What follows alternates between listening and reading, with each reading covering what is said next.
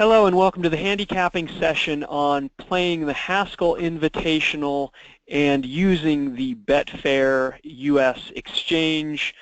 This is Mike Hogan, the DRF Director of Product Marketing, and it's my pleasure to be joined today by Jacob Luft, who is the Vice President of Digital Products here at DRF, and he's also the the author of an article on do's and don'ts of playing the Betfair Exchange, which is a fantastic article that all of you should read, whether or not you're eligible to play the exchange as a New Jersey resident or not. It's just fascinating and very interesting, and we're going to cover a lot of those points that Jake made in the article today in this session. So welcome, Jake. Thank you for joining us today. Hey, no problem. Thanks for having me. So what we're going to do is we're going to go through the Haskell card, or not the card, the race itself, and handicap it live using DRF Formulator. Then we're going to have a little fun creating our own value line for the Haskell, and we're going to use that value line to bet the exchange. Actually place a wager or two. That they have anti-post wagering open now on the exchange, so we can go in and we can maybe try and lock in a price on a few of the horses.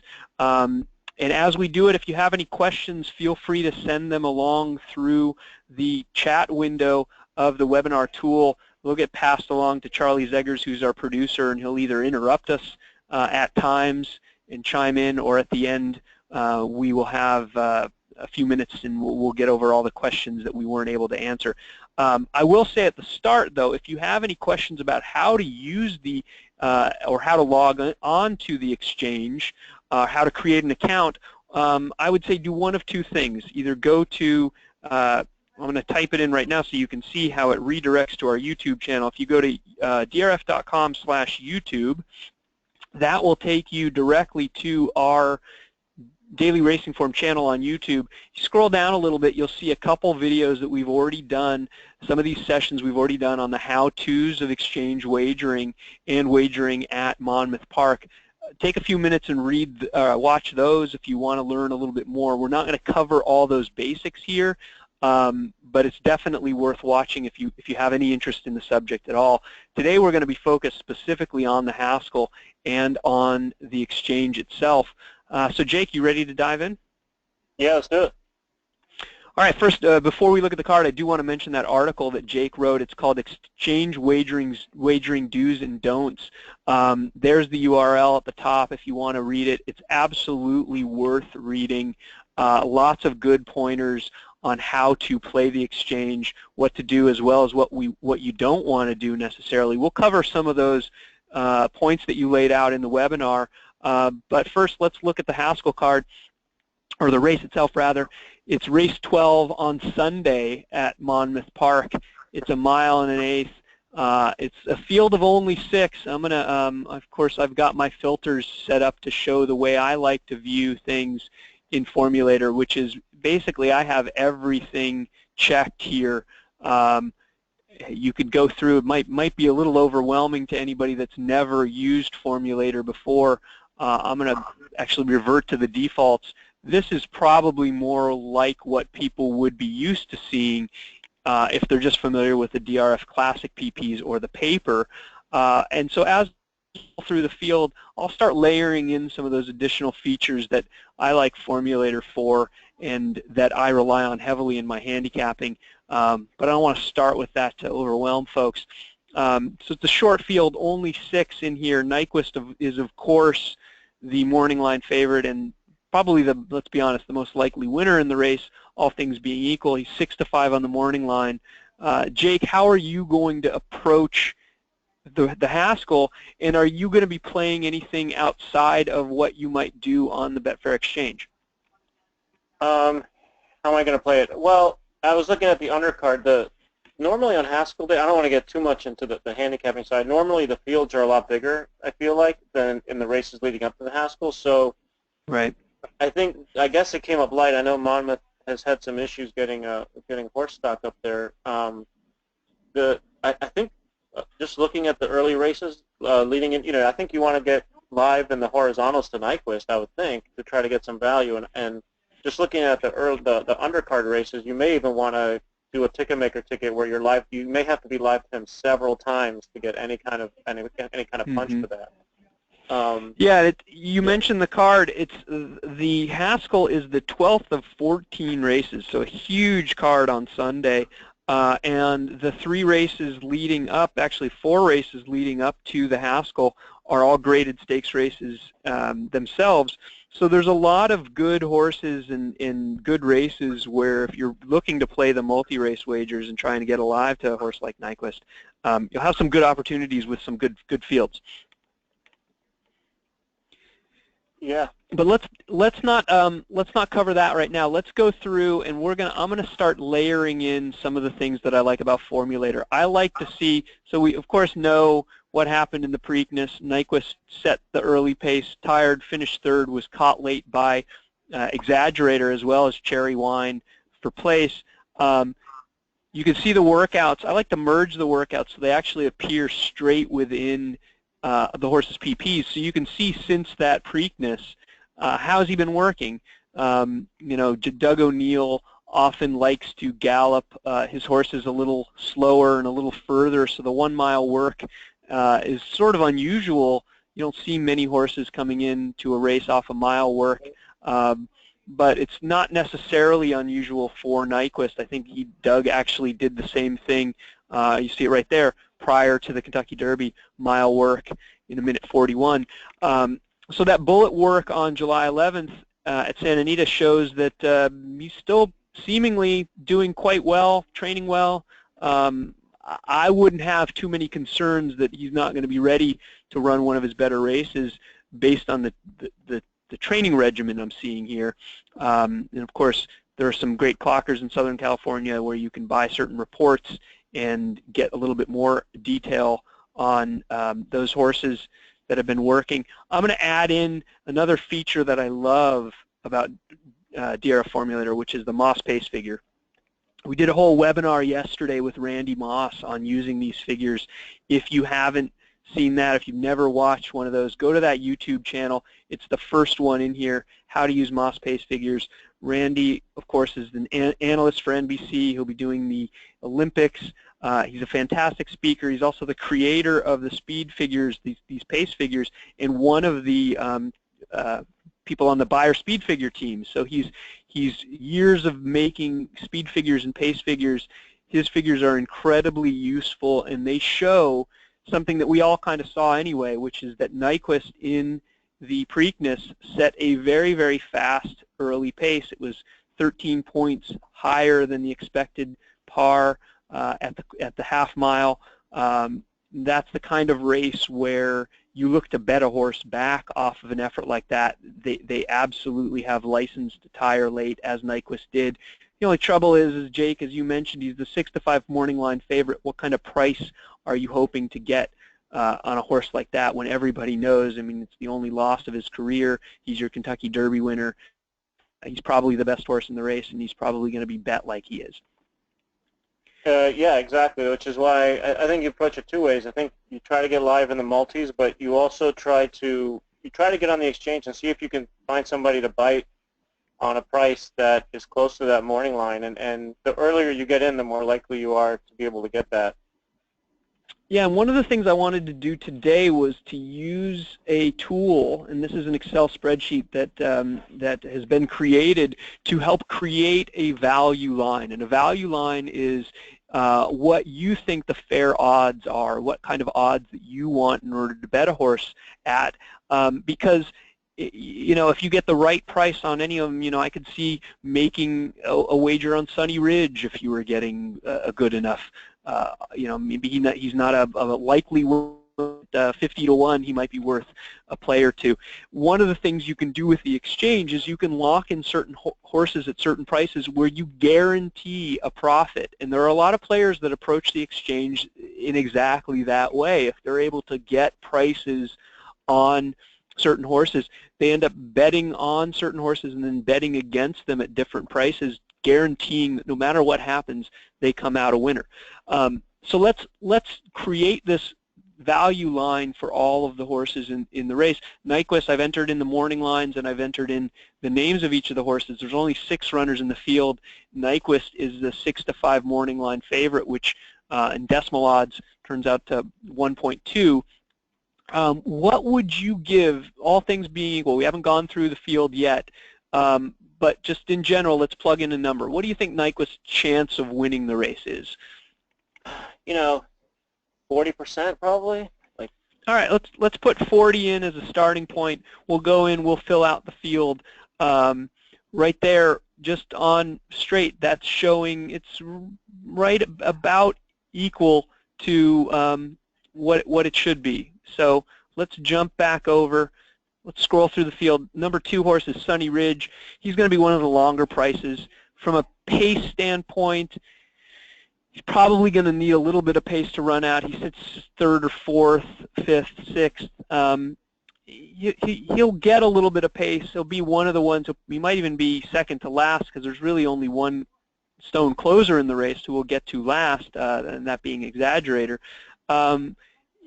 He's one that's going to have to improve off of his best effort of a 92 Beyer speed figure, where he ran well with Exaggerator but was beaten by Exaggerator. Of course, Exaggerator has moved forward. Sunny Ridge really kind of hasn't. In this 3rd start of 2016, his first start since March, it's a bit of a layoff.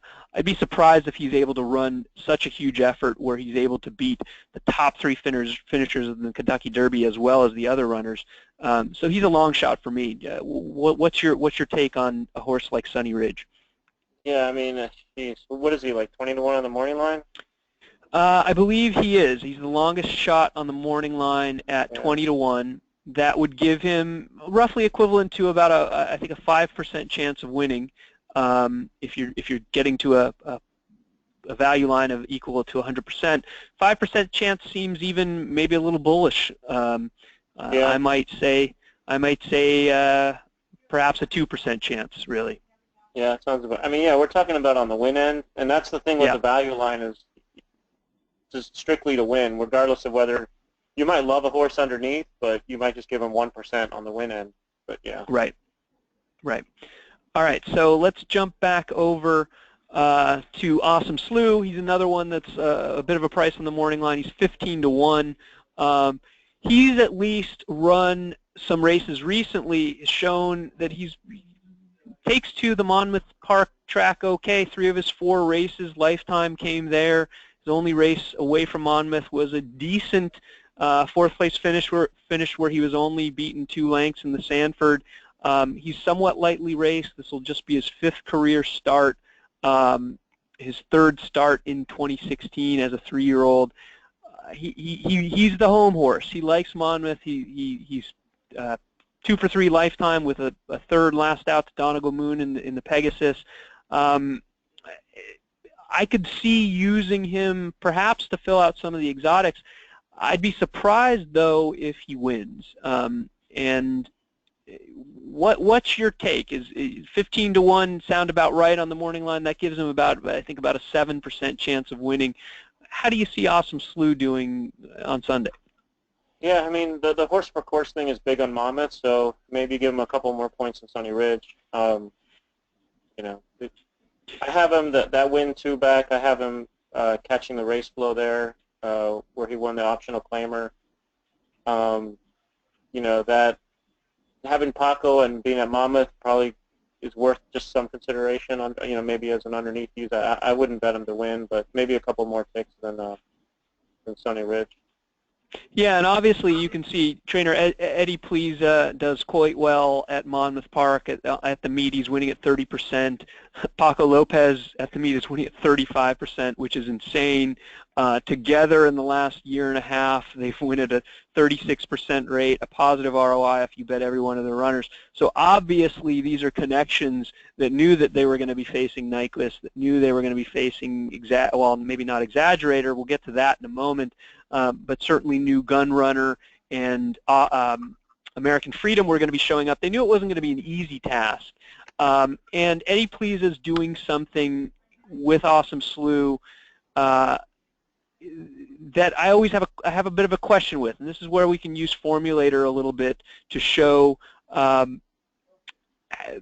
how Eddie does when he adds blinkers to horses. You see down here, this shows just in the last year and a half roughly. It's the current calendar year and then back to the previous year. So it's the start of 2015.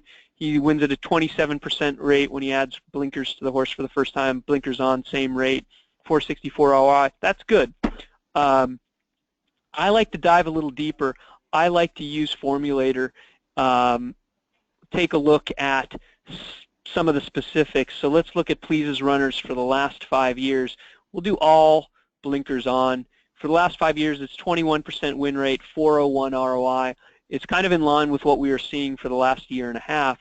Some horses have won at huge prices. Obviously, there have been some that won at short prices, but it's nice to see that they're not all 3-to-1, 4-to-1, 5-to-1, that a horse like Awesome Slew, who's going to be a long shot, Please's won in races like that with these types before. So maybe the blinkers make him move up quite a bit.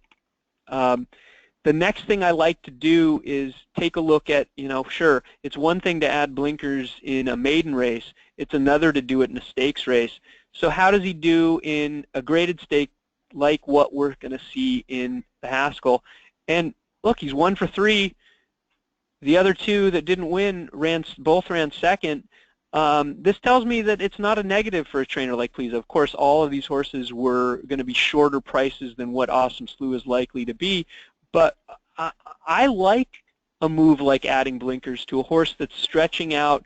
Maybe he's going to be a little bit more forwardly placed. Maybe he's even going to be pressing the speed or on the speed. At a track like Monmouth where speed often carries, to me it makes him a little bit of an interesting long shot.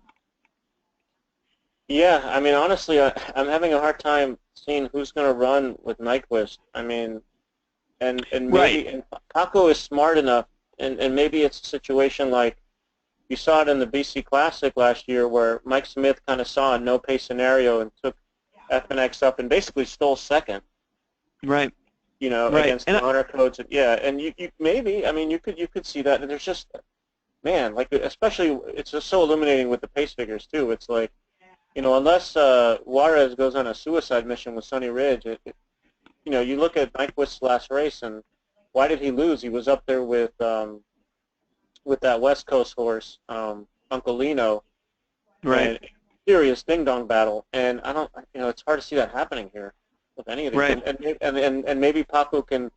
Nobody's better at reading Monmouth Park than Paco. I mean, I've spent many afternoons there where he just knows exactly which path to be on or how the track is playing, and he'll steal first, he'll steal second. He'll steal. He'll get the horse up at least 1 or 2 spots above where he should be, if not just steal the race altogether. Right. Yeah, and there's something to be said about taking, I think, maybe even the top trainer of the meet, certainly the top jockey of the meet, together at a big price with an angle where the trainer has had some success in recent years. He's a horse that could step up and surprise. He may not be good enough to win, but he's one that you might want to include and certainly try and be alive to, at least a little defensively, if you like others in some of those earlier races. Let's jump over to the value line. Let's be a little bullish on Awesome Slew. Let's put his chances to win at 10%. Wow. Okay. Yeah, well, we'll see. We may adjust later. It might be too bullish, 9-1, I guess? Yeah. 10-1. Yeah. Yeah. So let's keep going through the race. You mentioned some of the pace figures. Let's quickly show that. That 94 early pace figure last out for Nyquist kind of jumps off the page. And like you said, it was that suicide battle up front with Uncle Lino that did him in that race. Prior to that, he'd been running in the mid to upper 70s. I think that's probably more likely what the connections want to see. And that's kind of his race. Similarly, Sunny Ridge ran similar low 70s, mid 70s. The blinkers on could make Awesome Slew a little bit faster, a little more focused early. That puts him right up there. Gun Runner, was on and near the pace with Nyquist in the Derby, was wired the field last out. I wouldn't be surprised to see him forwardly placed. And of course then American Freedom is the other front runner who, if you go back to the Pimlico race, is aside from Nyquist's suicide mission in the Preakness, that's the fastest early pace figure we've seen. He could be going near the lead. Maybe it sets it up for a horse like Exaggerator, who really, on paper, looks to be the only closer in the race. Yeah, I mean, honestly, unless it rains, I know this is a little bit tired of an angle on him, but like, and it's raining now, by the way. Right. And this is the weird thing with Exaggerator is that, you know, Santa Anita Derby Day and it happened. There were some passing showers on Derby Day. His connections must be doing the rain dance because he brings the rain with him. I don't know. Yeah. No, absolutely. And you know, we've kind of jumped around a little bit, but now that we've landed on Exaggerator, let's talk about him and why he's here. Had been training at Saratoga. Last two works came on that track. The last work just 6 days ago, 8 days before the race at Monmouth, was a 6 furlong work. The word after the workout from both Keith DeSormo, the trainer, from some of the independent clockers that watched the work, nobody was really impressed with how Exaggerator worked that day. DeSormo came out after the race and said he'd been planning on running tomorrow, Saturday, at Saratoga in the Jim Dandy. Came out after that work and said, no, you know, we didn't like the way you worked. We're gonna skip the Jim Dandy, maybe focus on the Travers. A couple days after that, they said, well, wait, we're actually going to ship him down and run him in the Haskell. So he's a little bit of a late entrant into it. He's wasn't planning. This wasn't the original goal even a week ago prior to this work. Do you see that as a negative? You know, they didn't want to run here. Now he falls back into the race, and look, he ends up facing Nyquist, who's beaten him in the Derby before. He faces Gunrunner. He faces a pretty tough field, coming off of a poor work, and you know, it's ultimately plan B. Do you see that as a negative, or do you see that as, well, he's still the fastest closer in the race, and maybe he gets the setup, and maybe DeSormo says, hey, it's going to rain, let's ship him down to Monmouth and try it for $1 million instead of the 400,000 Jim Dandy? I mean, it's hard to see it as a positive. I mean, when you look at this race, you're like, well, where am I going to find value? And I think the easiest thing, and maybe this is a case of everybody thinking the same thing, is, well, let's toss Exaggerator. Well, if everybody does that, then suddenly Exaggerator becomes playable. Right. You know, on class, he's the second best horse in the race. You know, at least. You know, you could argue that, you know, he's right there with Nyquist. He's obviously beaten him. But to me, it just becomes a case of, you know, where do you find value? And he may end up being value on the board if everybody just kind of thinks the same thing and then throws him out. Right. But well, yeah, you got to think the purse has a lot to do with it. For what it's worth, Right. guys, I just looked up the weather report, and they're saying scattered thunderstorms tomorrow and Sunday, in and around. Yep. So. Yeah, look, if the skies open up and it's a downpour right before the race, like you know, there might be a sprint to the windows to that Exaggerator. I don't know. Right. I mean, Well, yeah. let's look at it this way. He's the 5-2 morning line second choice, and I think you're right generally to try and lean against him, perhaps at that price or maybe even shorter if he does go down to 2-1. But there is a point in which he becomes value, and that's why we want to create our value line and try and determine what that might be. Yeah, The weather, of course, might play a factor. But let's take a favorable view to Exaggerator. Let's forget. Let's try and put aside the original plan. Let's try and put aside the trainer comments and just say, here's a horse with class who, on his best day, and if he gets the right setup, can absolutely beat just about anybody, and presumably may get a setup here. All things being equal, what do we want to give him as a chance to win this race? 20%? 30%? You know, What do you think, Jake?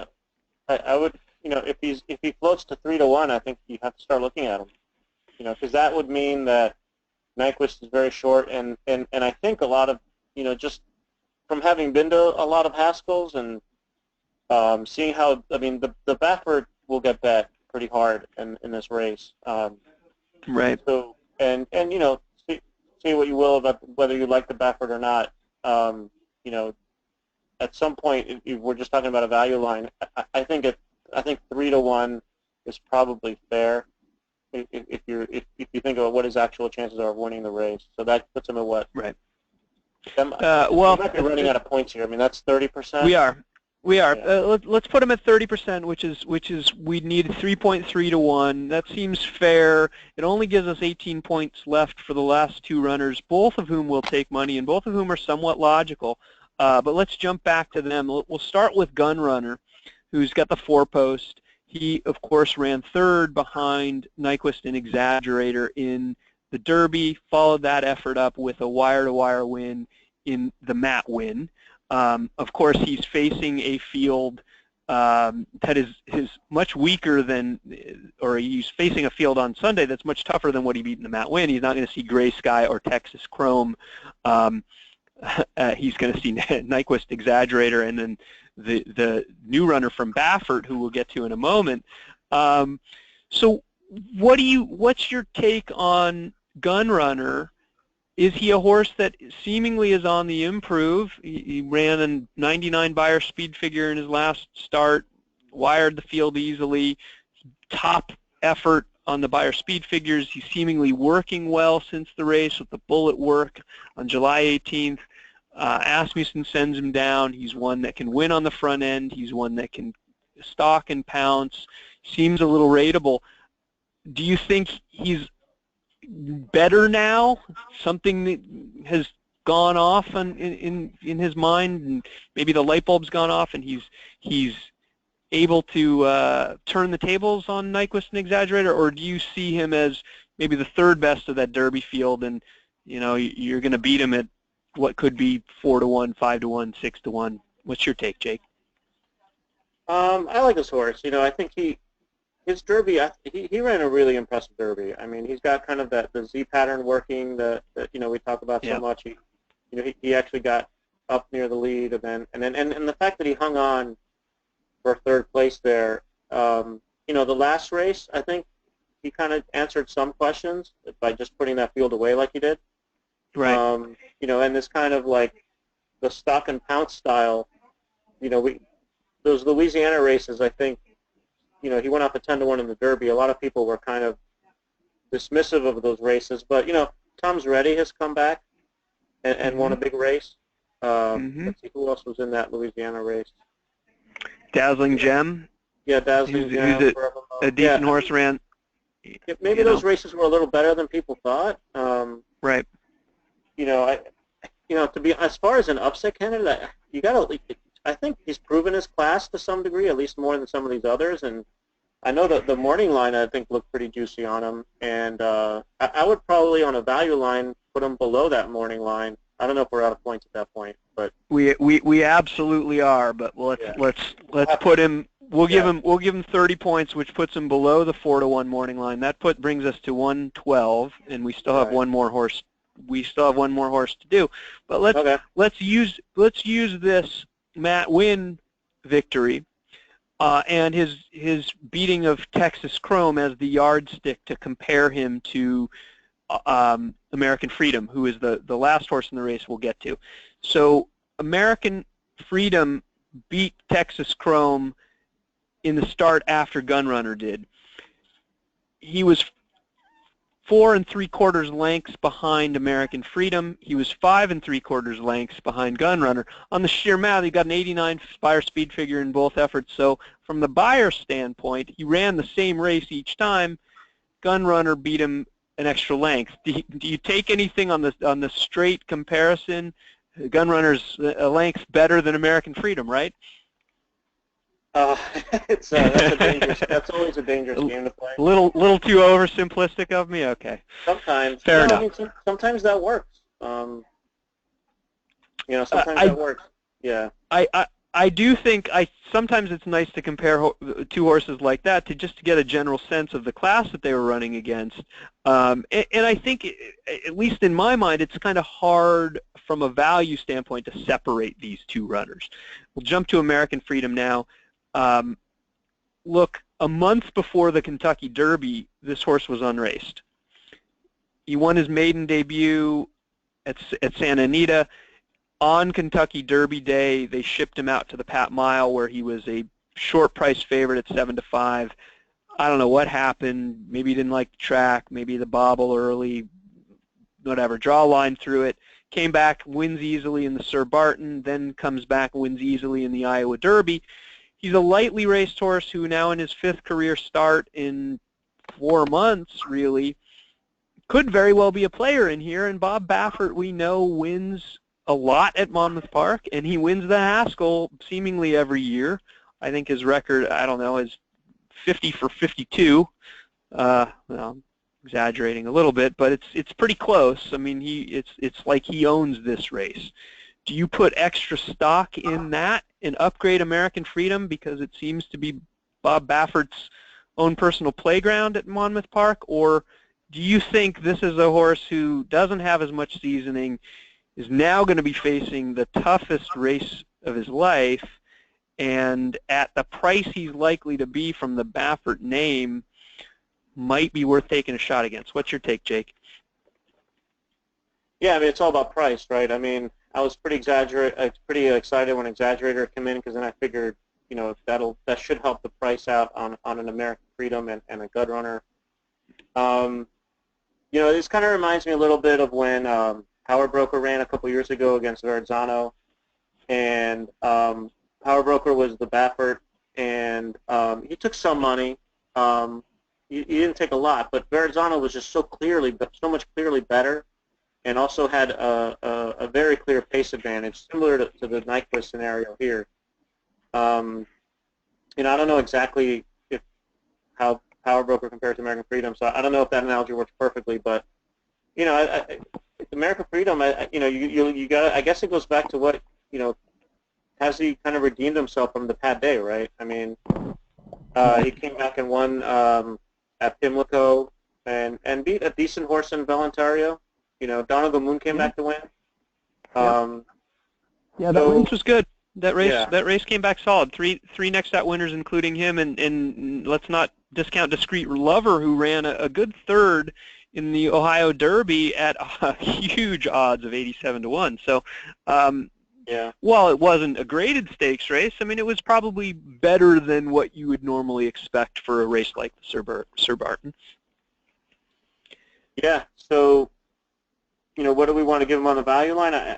You know, this is kind of the critical. This might be like the really critical piece of handicapping this race as far as the exchange goes. Is, you know, what price are you going to assign to this Baffert, and what are you willing to take? Because he could get bet really hard. He could be ignored. Like I doubt it. Yeah. But you know, on class, does he match up with Gunrunner and Nyquist and Exaggerator? No. Right. So what price are you willing to get on him? And if that price is underlaid, then you probably have to look elsewhere. So what if we make him 5-1? Is that puts us way? We're obviously over, but we can tweak. Yeah.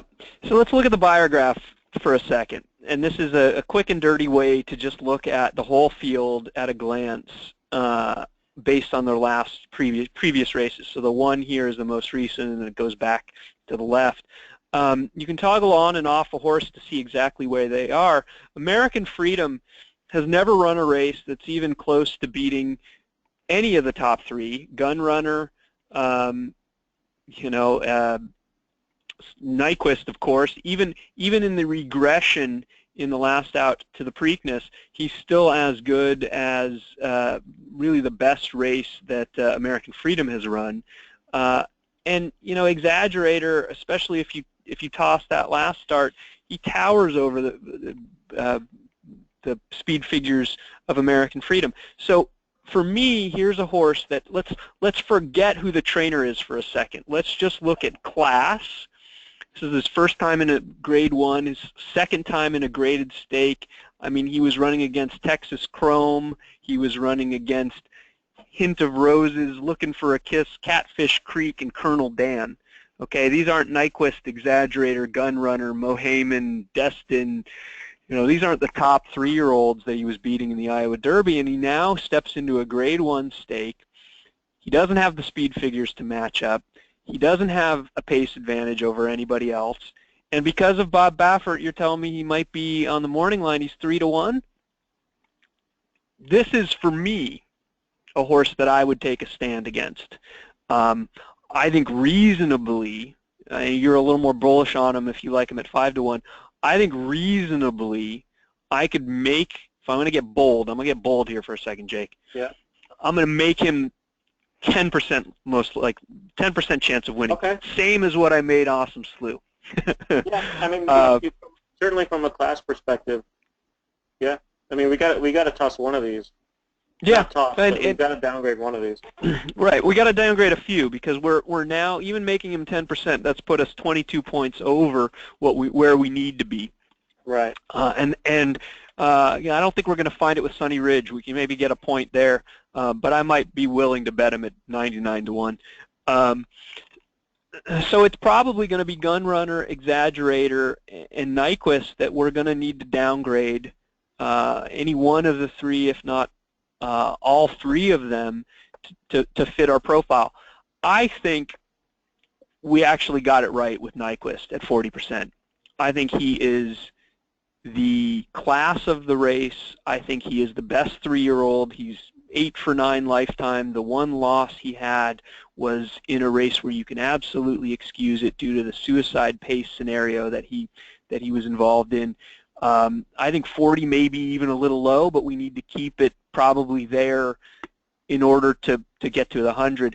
I want to use Nyquist's 40 as the anchor. To me, it's lowering Gunrunner or Exaggerator. What's your take, Jake? You're saying you want to use Nyquist, keep Nyquist at 40%? Yeah. Yeah. No, absolutely. Yeah. I mean that.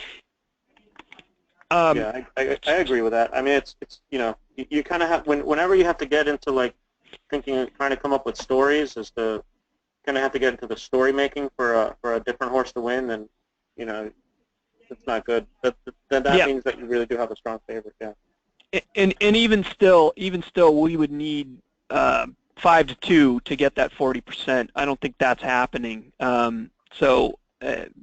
Yeah. Who knows? But if for some reason we were able to get someone to bite at 5-2 on the exchange, yeah, I would be ecstatic with that. You would take it all day. Yeah. Yeah. So let's start shaving off a little bit of the price on both Exaggerator and Gunrunner. Of the two, which do you think is the most likely winner between Gunrunner or Exaggerator? Again, unless a tsunami, unless like a thunderstorm comes, before the race, I've got to think Gunrunner. I think Gunrunner deserves a shot here. I mean, me too. Me too. I think 30 might have been a little bold, but I think probably he is, in my opinion, he's the second most likely winner in the race. Let's downgrade him to 25. I know we still need 17 points, but I think Exaggerator, I think we were way too bullish on him for all of the reasons that you mentioned, for the way the track normally plays at Monmouth, which tends to favor speed, for the stories about how he was working coming into the race, that this is plan B, that he's facing a very tough field. He's facing a horse in Nyquist who's gotten the better of him 4 times, and the only time he beat him was when there was a suicidal pace scenario. For all those reasons, I think I don't know if I could put him any higher than even a 15% chance of winning. What's your take, Jake? Yeah. I mean, I think as things stand now, my initial kind of gut reaction was that he was the play against, and I haven't really, short of the weather forecast. And again, some of that is voodoo. Like you don't really know. Right. Right. But we're not ready to say that he's only a mutter. Like he's won on dirt fast. So, but yeah, I mean, I don't know if anything's really changed to make me think that this is, this wasn't the goal for them, and yeah, I think you have to play against that a little bit. Now, The Storm was also the guy who really downplayed the horse heading into the Santa Anita Derby. Right.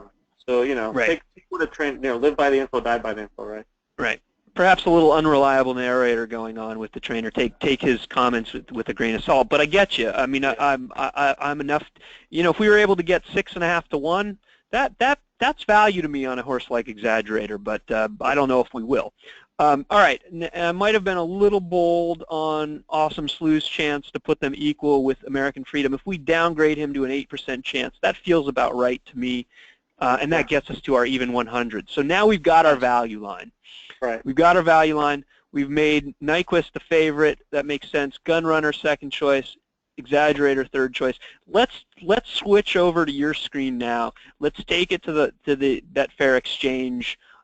Let's take a look at Sunday at Monmouth, and let's look at the field for the Haskell right now. And let's actually put in a or two. So we're going to be switching over to your screen. Bear with us for a second as we get Jake's screen showing on the webinar, and let us know when you're ready, Jake. What happens when you try to change the screen? Because I'm not getting that prompt. You should be getting it in just a moment. Yeah, I don't know. Yeah, we may have to improvise here. I don't know if this. I'm having some kind of glitch here with the webinar technology, and it's not allowing me. It's not giving me the prompt to share the screen. Okay. All right. Well, then let's walk it through. We'll show my screen again. We'll keep it on the value line. Yeah, the one thing I will say, and we actually, and Charlie was there too the other day. We actually met with some of the exchange people, and they were giving us some advice on how the exchange works. And most of it was they're trying to recruit, kind of the computer kind of bot players, and what it all comes down to is your value line, and whether you're running a model and hooking up to their API and doing a bunch of bets at once, or if you're just a regular player like us. It all comes down to what your value line is, right? Because the computer players, they're coming in with, hey, we already have value lines for all the races, and we're just going to go bet for and against each of those. And right. That's really the key. So if you're going to go into the exchange and play against the machines, essentially, you're going to play against the bots, you're going to have to come in armed with some kind of ammunition similar to what they have now. You're not going to be able to do that for tons of races the way that the machines can, but you can attack specific races, especially if it's at a track that you're familiar with, and you know the trends of how the track plays and how the trainers play, and you may be privy to some inside information that the bots and the machines don't have, and in that scenario you may be okay going in against the machines, and having a value line is critical there because you're playing against, whether it's other humans or the machine players, they're going to have value lines too. So this exercise of making a value line is crucial. Like I would take this value line that we just created here, and I would go into they're doing an advanced wagering on the exchange. If you log on, you can actually get the race called up there, and I would take that line and I would go through and actually place those positions and see how it looks. Right. Yeah. Right. Right. Yeah. If we're able on your screen, it's right now to British pounds, but right. I mean, if we're able to right now somehow get someone to give us 5 to 2 on Nyquist, right. Let's lock it in at that price. Right. Later, then, we could offer him at 6 to 5 or whatever he's going off in the real wagering. If we're able to bet against him at 6 to 5 and bet on him at 5 to 2, we've put in a situation where we can't lose. And we can do that with every horse in the race, to be honest. I mean, that's what a lot of the players do, and that's what a lot of the players approach it. If you're not a handicapper and you're just an arbitrage, a money manager, there are a lot of people that are playing it that way. They're not handicapping the races. They're just based on morning lines or based on what they're able to get. They're going in. They're betting on a certain price, betting against it a certain price, and then they're using that. Oh, and we've got Jake's screen going. Fantastic. Oh, we did. We actually have Charlie's screen going. Oh, And this, I am not in New Jersey, and therefore I cannot play the exchange. So this is the non-logged in version, but oh, perfect. because Jake was Oh having yeah, a let's do it. technical issue, at least you guys can take a look at what this looks like and walk through some of the aspects of the exchange. Well, perfect. Are you able to log on, or not log on, but jump to advanced wagering for Sunday's races at Monmouth? And we can maybe Yeah, see, there's probably... go to where it says USA on the left, and you'll be able to navigate there. I will give it a shot.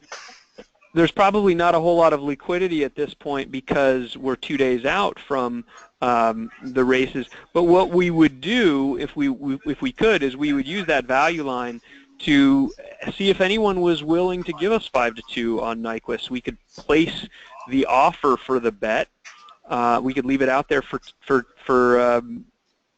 2 days. We could leave it out there for 48 hours and see if anyone wants to bite. If nobody bites, no harm, no foul. And if we're somehow able to get someone to bite, then so much the better. Yeah, it looks like there's not really a whole lot of liquidity currently. What is being, yeah, and why don't you talk through what we're seeing here, Jake, as somebody who's not just played the exchange, who's written an article about it? Yeah, so basically, if you're a finance trader person, this will look like pretty familiar to you. But the blue column is basically the odds you can take. You always have to subtract one. So if you see Nyquist at 3, that means he's 2-1. And then the pink column is what you... Jake, I think we lost you there for a second. The pink column is if you're betting against all of the horses. Laying is equivalent to betting against. Back is equivalent to betting. So yeah, right now there's not much in the way of liquidity, but you could, as Jake was saying, you could go through and you could place a wager of your back, Jake. All right, can you hear me? We can, yes. Yeah.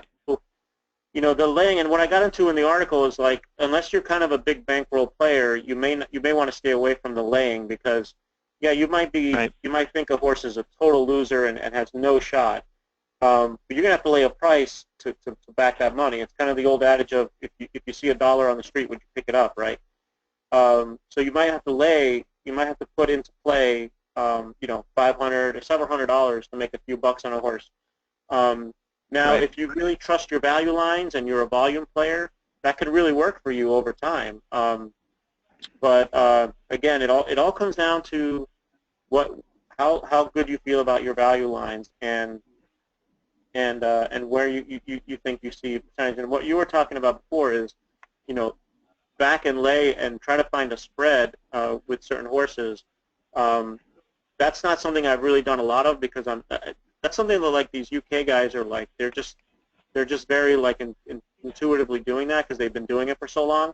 And from what they've told us, the American players in New Jersey so far have not really been aggressively doing that because they don't really know how. So if you can play around with that, you can maybe get an edge there against some other local players. Well, that's a good point because the exchange right now is made up of players in New Jersey, and you have to have an account, and you have to be physically in the state of New Jersey. There's geo-tracking that makes sure that you're actually there in order for you to log in. So you're playing against those players, but you're also playing against those in the UK on the exchange. And those people, especially, maybe they've heard of Nyquist, maybe they've heard of Exaggerator, but the third race on a Friday at Monmouth Park, they don't know the 2-horse from the 4-horse, and they're not handicapping necessarily. They're playing the numbers. So they're trying to eke out, in general, many of the bigger players are trying to eke out that small 2-3% profit over volume. And if you've got a strong opinion about a horse, you can get a price because they aren't trying to say, oh, this horse has no chance. They're taking what the market gives them. All right, guys, we have a tip from one of the viewers here, and I'm going to read it, and hopefully it will make sense. Steve Barker is a UK Betfair player for 12 plus years, and his tip is to bet the intended front runner, say for $2, and then before the start lay the same horse at, say, $1.75. I realize that he might be actually be giving odds and not dollar values, so I apologize if I got that wrong.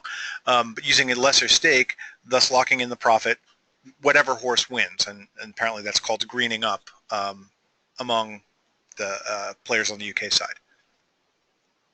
Yeah, that sounds about right. You're doing, it's essentially you're creating a spread. Now the trick to that is you have to have somebody take your $2. You have to be able to find him at 2, right? Like Yeah, you could put in that 2 that higher price that you're getting on him. You have to find that somebody to take to match him. But that's why, like, and I get into it in the article, is like the earlier you get into the pool, the better, because that's when there's a lot of volatility. You know, it's the opposite of tote betting here in the U.S. Here, the odds aren't really reflective of the true value until they're closer to loading into the gate.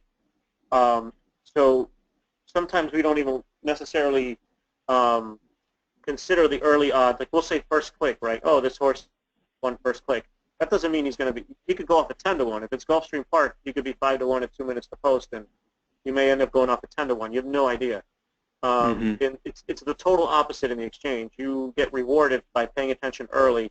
As soon as that next race comes up, get in there early. The metaphor I like is when you watch a baseball game, as soon as the play is over, the players look for the offensive players look at the third base coach for the signal. Why do they do that? Because they don't wait for other people to start looking at them.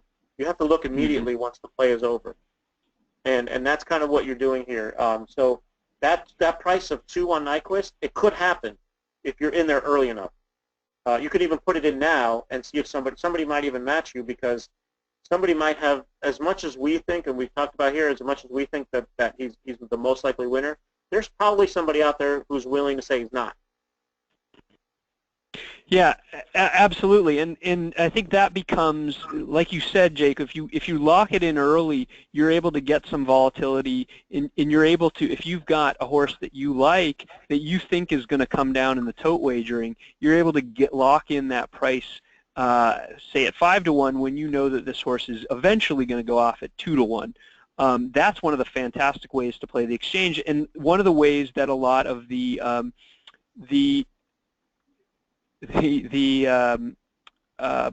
other players are not playing it. So if you're a handicapper, that is a fantastic way to approach it. One other thing I'll note is, unlike tote betting, you can't cancel your bet once it's accepted, right, Jake? No, you can't, but you can play against the position and kind of negate the bet at the same time. So right. You just kind of have to be, like I think the real world use case is, horse pops. Let's say the horse, this happened to me the other day. I was playing a speed horse. I forgot which track, but I was counting on him having the early lead. He popped the gate. So he goes off and runs. This was at Mountaineer, I think. The horse goes off and runs, and they don't show him on camera, but he basically ran all the way down to the turn, and he ran his race, right? And I had a position on him, so then I'm like, okay, let me lay that horse. You got to be fast about it because everybody else is laying the horse at that time too. Right. Yeah. All right. Well, we only have a few more minutes left, and we want to make sure we get to any questions that we might have. Charlie, do we have any other questions from the audience? No, I think we're good right now. Anybody else want to jump in? We have about a minute or two left. Yeah, the only other things I would say is that and this is occurring more as players, I think, are getting. When the exchange first came out in New Jersey, there was definitely some value to be found in some of the horses you like. Players are getting better, and that just happens as the course of the meet goes on, especially like a meet like Mountaineer that's already deep into the meet. Follow the money. I mean, there was a race. Well, there was the race, the Prince of Wales over at Fort Erie, and the horse that won, Amiz Gizmo, was always close to even money, 6-5 on the exchange. The other horses were longer. That price reflected the true value of that horse. That horse won for fun. That price was more reflective of, because the prices are locked in, you're going to get a price that's more reflective of the true value of the horses. So if you see a horse, first click on the tote is 3-1, and you think that horse could be live, but then you look on the exchange and that horse is 9 or 10-1, that's the 9 or 10 to 1 is probably more reflective of the true value, the true ability of that horse. That doesn't mean don't bet it. You know, if you're still bullish, go ahead and take that higher price because it could come down later too. There's all kinds of volatility. Right. But when you see certain cases where, you know, where the prices are not volatile on the exchange, and that probably is pretty reflective of the true value. And what's happened, you have to be familiar with like the favorite long shot bias, right? Like favorites don't on the tote, favorites don't go off as short as they should sometimes, and long shots don't go off as long as they should. So like in the Kentucky Derby, there are horses that really should be 200 or 300 to 1, but they end up being like 50 to 1, 60 to 1, 70 to 1. So what the exchange players are doing is they're saying, okay, this no-hoper, I'm going to go ahead and lay him at 200 to 1 because I just want that free money. But at the same time, you can take advantage of that. If you really do like a long shot, take a peek at what he's going off at on the exchange, because if he's 30 to 1 on the tote and you're going to bet him, you could maybe get 80 to 1 on the exchange. Well, and you made a good point, too, which is that the exchange often earlier tends to be more indicative, especially in the bigger races, of what the final odds are likely to be. So if you're seeing at the tote, you know, a horse is the early favorite but doesn't seem to look to be the favorite on paper, often those odds will equalize over the tote. They'll be less volatile in the big races with liquidity in there on the exchange. Yep.